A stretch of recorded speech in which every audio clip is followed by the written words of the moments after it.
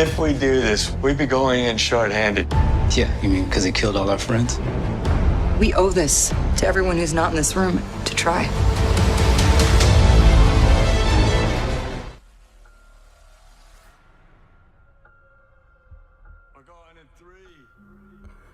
Alright, welcome to the Flicks, Picks, and the Nitpicks, and I'm your host, No718, and let's get it, because we already know what we've been missing out on. We gotta do a review for Avengers Endgame. It dropped last week, it ain't been about a week out, and finally saw it. Actually, I saw it Saturday the 27th, then I saw it again on the 30th of April, like two, 3 days ago, and today's May 3rd. And let's talk about it. Alright, first off, we already know what the flick is. It's Avengers Endgame. So let's just start off with the picks. And the picks are going to be all the major pinpoints and key frames we could pick out of the film. And we could just talk about it real quick. This is not a spoiler, of course. So we're just going to try to like graze the surface a little bit. Then we'll nitpick it a little bit as much as we can without spoiling anything, and then we'll get back into it a little later on with a full spoiler review where we could just go ham. You dig? So anyway, without further ado, let's get it. Basically, a few things to pick apart was the opening scene, and to touch on the first half of the film. Actually, I'll just say the first 2/3 of the film, because a lot of people have their personal opinions on it that I've kind of already overheard, that it's a little slow, and I could see where that can be, and that is a little bit of, I guess, as much as it could be a negative, that's something that actually stands out a bit, you know what I mean? Like, it actually goes a little bit slower, you know. If it's a roller coaster ride, it's going up the incline, and it's taking its time to build up to what makes out to be an amazing third of the film. All right, so next is Cap and Tony, where everybody really wants to know is, do their arcs conclude? And to be honest, this is one of the great things about it. It actually gives I can't say conclude, because we already know there's going to be more films, but what I can say, their arcs do kind of find its end. You know, it's obviously, as the MCU is going to be open for way more films. We already know there's another one coming down the pipeline. So the facts of the matter is that the question is, do their, I guess, a 10 to 11 year build up finally come to at least a resolve? And for the most part, I think that's one of the great points about this film, is it actually pretty much does, without allowing for it to express itself, to open up to a new future, because we already know more is coming. I mean, like, this is already coming down the pipeline. Spider-Man comes out next couple of months. Then we got Black Panther 2 was actually greenlit. I just heard the other day that I think Thor is actually signed on for a longer, Chris Hemsworth is signed on for another contract. So we already know things are coming down the pipeline, and we already know for Disney Plus new films are coming. I mean, actually shows that are tied into the film. So we already know more is going to come.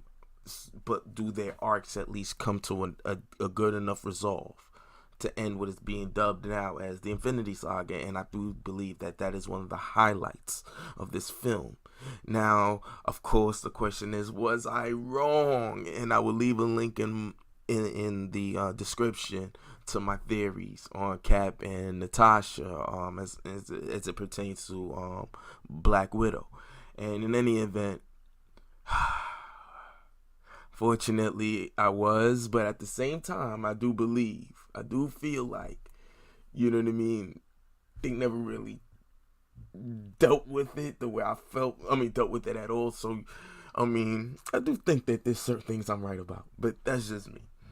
But also, we want to talk a little bit about Thor, because I like what one of the news pundits I listened to, the movie pundits I listened to, John Campea, had suggest when it came to Infinity War, that the way the film starts with Thor, if the film ends with Thor actually taking Thanos' head, it would have actually been a Thor movie. And that was something I actually really had to consider. Like, it's always been in the corner of my mind. And I actually came to a resolution at some point that, like, if he had did that in Infinity War, you could have called it a Thor film. You know? So going into this, you would think that because we know we have Cap and Tony kind of sideline Infinity War, we thought that they would at least get a stronger result, because this is going to be the first time they will share the screen and fight together against Thanos. At least that would be the obvious assumption going into the film. So we already knew that they was going to take the lion's share of the of actual screen time. And I will say this, Thor actually gets his shine. He does. And Thor is actually, unfortunately, it depends on how you look at it, but he may even be a highlight, and in some ways takes a little bit away from the film, depending on how you like to watch your superhero flicks, because now people have a recipe for it that they want to have. This and that and this and that. I like my superheroes to have, and all that extra fancy smancy stuff. You know what I'm saying? And I think for me, I enjoyed it, but there were certain things I kind of wish they didn't do so much of, And in any event, the next thing I wanted to also discuss is Hawkeye. Now, we'll get into the nitpicks and dig a little bit deeper on them, but Hawkeye as Ronin, they did give him his time to shine and gave him more development because he was absent Infinity War. I would have liked to have gotten more time with Hawkeye, but at the same time, it would have made for a longer movie because I would not have wanted them to edit any other character out. That's just on fact. So it's understandable that is going to be a thing going into the film, that you're not going to get too much of each character, especially even Hawkeye, even though he did get a considerable amount with respect to how he doesn't have his own film, so he's usually kind of like in the background, overshadowed by the other ones. And I like the fact that they're actually been giving him, since Age of Ultron, some development, and to see him absent Avengers Infinity War, they do make up for it here.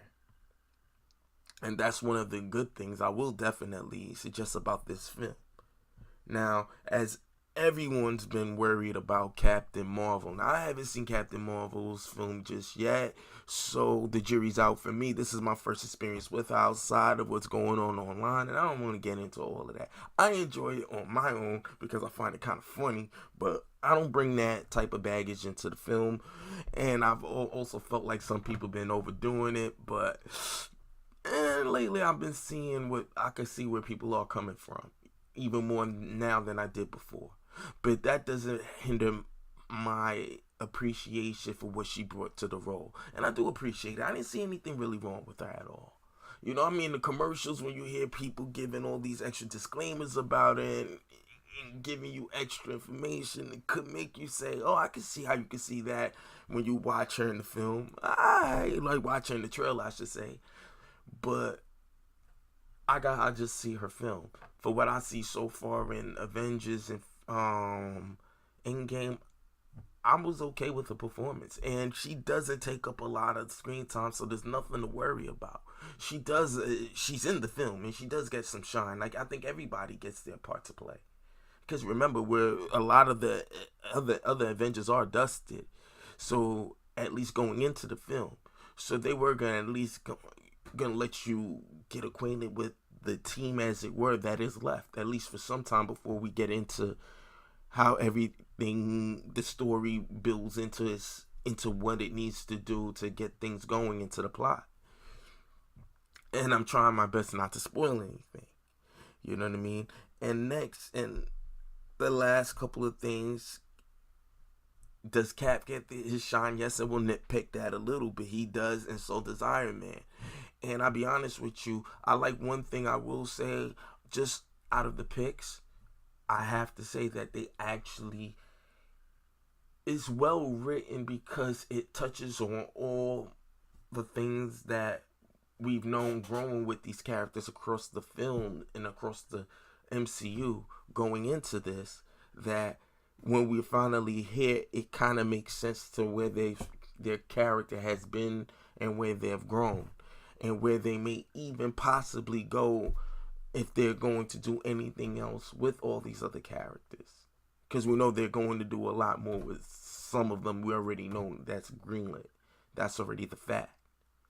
And I feel like they've done that well with Cap. And the ride getting there in this film, Cap gives you everything you want from him. No holds barred. He actually, and one thing I do like is they show how, like, he really gets his fight on. I mean, you do get the full comic book experience. And that's one of the greatest things about this film that I will say. There's plenty of parts, like, even, I was with T. You'll eventually I'll eventually bring him on the show so we could talk movies and chop it up. But he looked over and said, "Yo, bro, not for nothing, this is just like the comic book right now." I was like, "Yeah," and that was an actual big plus. It was a very big plus, and I think anybody, especially for the comic book kid in you, if you've actually grown up with comics and experienced these characters first, you'll have that moment where you're like, wow, it's like the comic. Because I was saying the same thing in my head, like, wow, this is like the comic, man. It's crazy. You know, whoever thought we would get to this point. And I think even just even when it boils down to just that, for the kid in you, yo, man, I really think that you'll get excited just seeing what you see on the big screen. They actually give you the visuals of what you've seen drawn onto the page. And you'll love every minute of it. And Iron Man, he gets his shine. He gets his shine, especially a lot of the story points that was getting peppered throughout his film franchise. It comes to its proper culmination here. You really get a sense of the weight of every decision that's brought him up to here. He even mentions certain things that, not to spoil anything, that help bring him to where he's at today and why he moves the way he does, especially post the snap.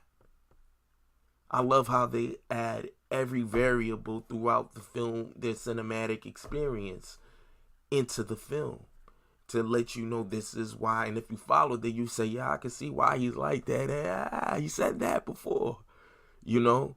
So this is one thing that I thought that was excellent writing. You could tell that the writers really did pay attention to their own personal lore. And that was one of the best things about the film. You know, they respected the material that was left behind to bring in what they were going to bring in right now into the film. And Marvel moving forward,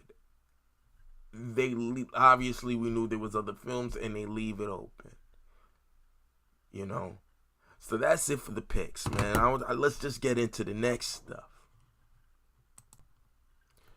Now, for the nitpicks. I really want to pick this bad boy apart, and I cannot wait till we do the non-spoiler review. So few things I do want to pick out about the beginning was the opening scene and how they set the tone for the whole entire film.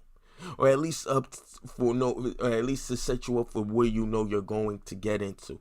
And they shock you from the first 10-15 minutes of the film. It will be like, oh, okay, I didn't see you going here.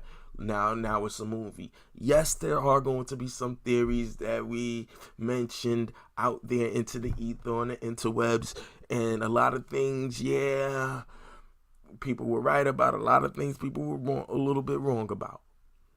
But one thing I will say that we never seen coming, that I will say, is watch out for Nebula. Watch out for Nebula.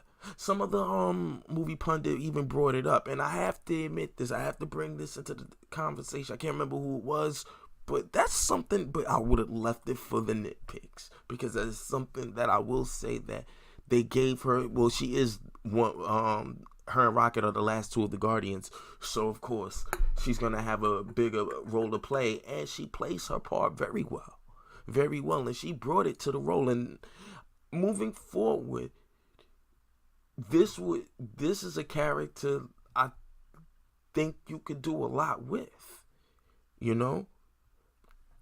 Now, Obviously, everybody's been complaining about the slow build up to the film. Yes, there is a little slower, but it kind of needs to for the story that they're trying to tell. So I enjoy the build up. That's not an issue for me. It might affect your rewatchability depending on how you need to watch films, but it's not like it's not without action in between, but it's more build up, more story. I mean, it is the culmination, so you have to expect it, and it gives you such a satisfying third part or finale to the film that it's worth it. It is worth the build up. So, but it might be a negative towards the film. And what I will say is, even with that being said, you want the film to have this type of tone for what you're dealing with. Now, you might would have wanted them to write it differently per se, if that's the way you want to go with it. But me, I'm not one of those kind of people. Like, I'm easily entertained. Give me your film. I might not have chosen to go that route myself, but give me the film you're giving me, and I enjoyed what they gave me. Yes, I could nitpick a lot of things, but it's a film, and this is the fun, juicy stuff, so let's just nitpick.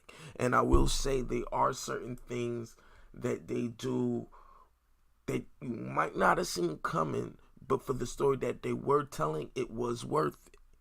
Now, again, was I wrong about the Cap and Natasha romance, that they would finally address it? They didn't, to be honest, and I don't think it's much of a spoiler for me to say here, but it was hard to even have enough time to deal with any kind of romance for what they had to provide in the film. I will say that they could have if they wanted to, but as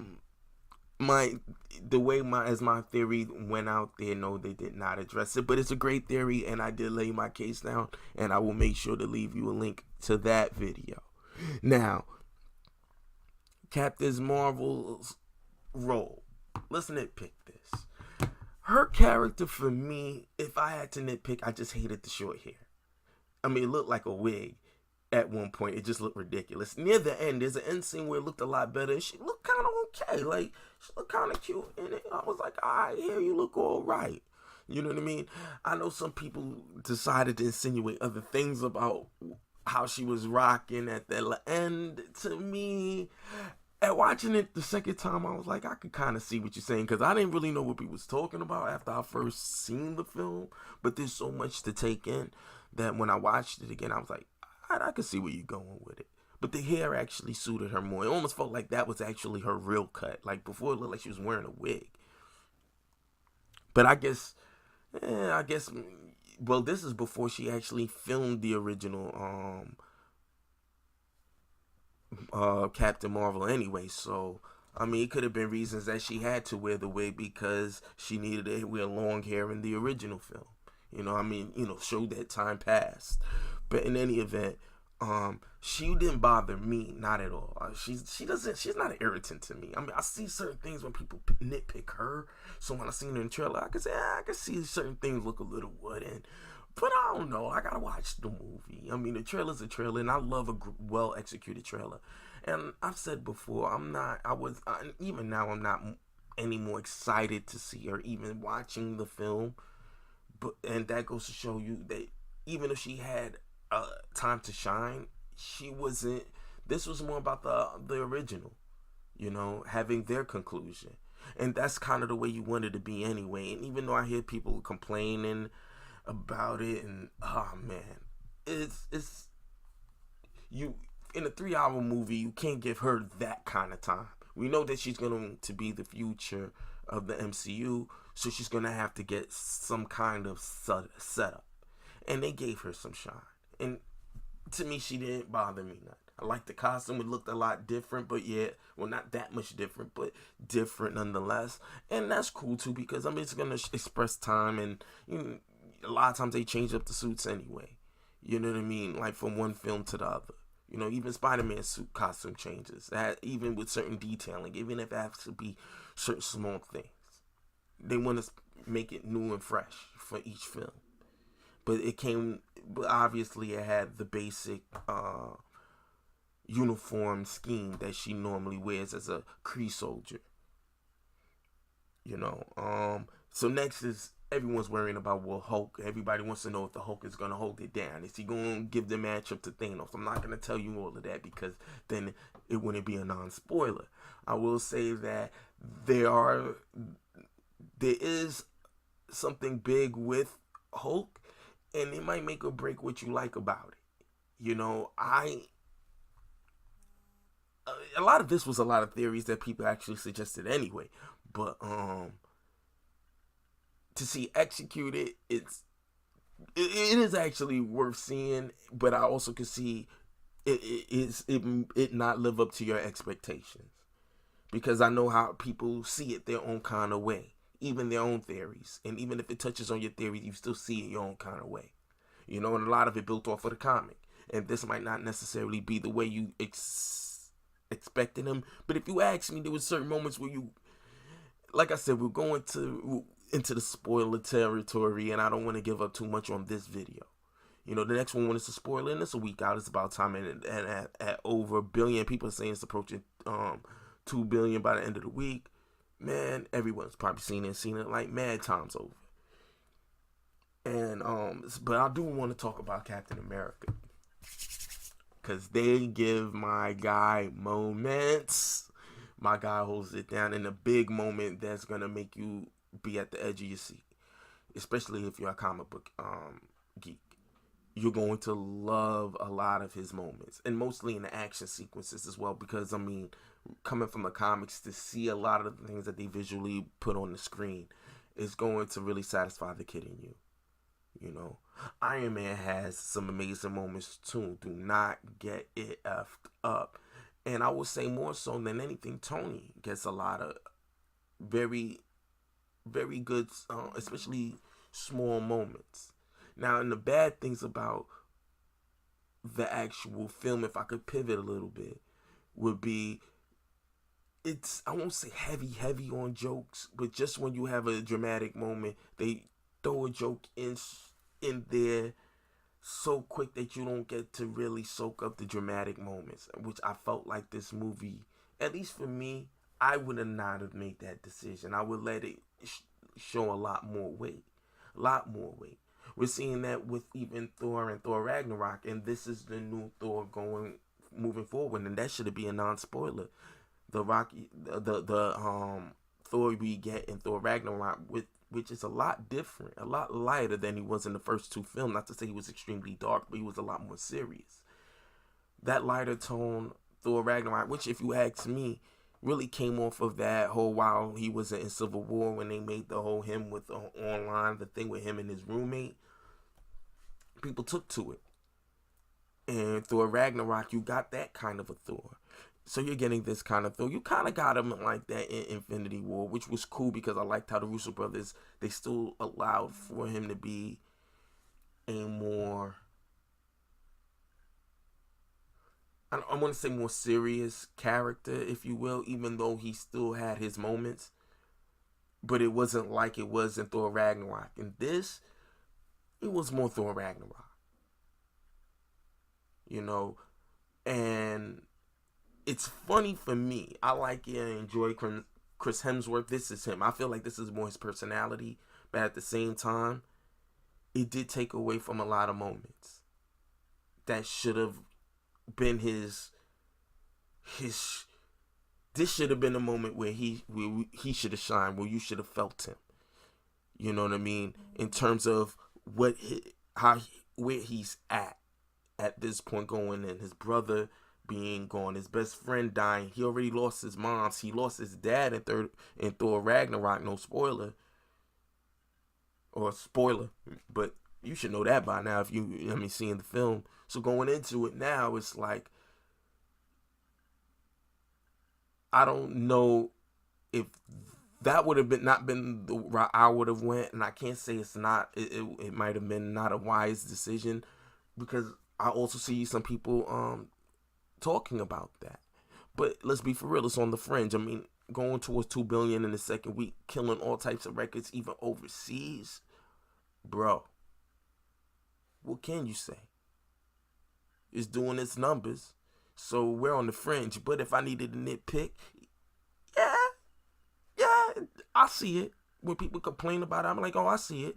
Because I don't too care for it. That was why I was loving the idea of the DCEU going down the road when they first said no jokes here. I was like, yeah, let's go for it. I like a real adult take on my superheroes. Let's do it.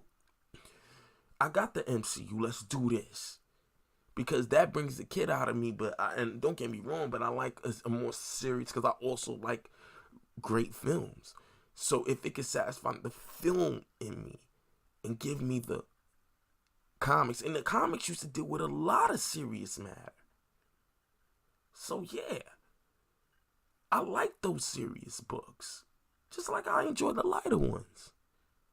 But I like adult themes, and I like those themes to be handled in a more adult way. Don't get me wrong, if the character is a little bit lighter in a serious setting, I like that, but it just felt like all the deeper and most intense moments, because it's a longer film with so much to handle, we had to leave it so soon that we also, and also putting all the jokes in there, it just took away a little bit of it being a more serious film. And if it lacked anything, is that. And I think that took away from it. And I'll dig a lot deeper with it when we get into our spoiler review. But I want to get to the spoiler review. This is just on the surface. Last but not least, we'll just talk lightly on Thanos, because as you can see in the trailer, Thanos is in it. And the one thing I will say without spoiling anything here is that because this is the last film, what might be considered Infinity War might be considered more of a Thanos film. This one is more about the heroes, and as it should. And I'll leave it at that. But you're gonna like, Thanos is still a boss in it. He ain't come for the bullshit. But anyways, that's that. You're gonna see me in the next video when we go into a full spoiler review in the next episode. Like, share, subscribe. See you next time. And let me know what you think. No spoilers in this one, but you could definitely meet me in the next one where we could go ham on nothing but spoilers, spoilers, spoilers. Let's get it. It's not about how much we lost. It's about how much we have left. We're the Avengers. We gotta finish this. You trust me? I do.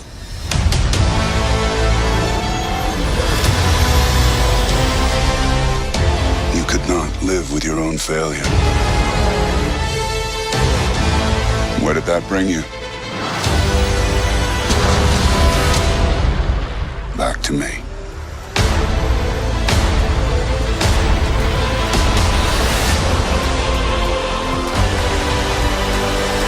Tickets on sale now.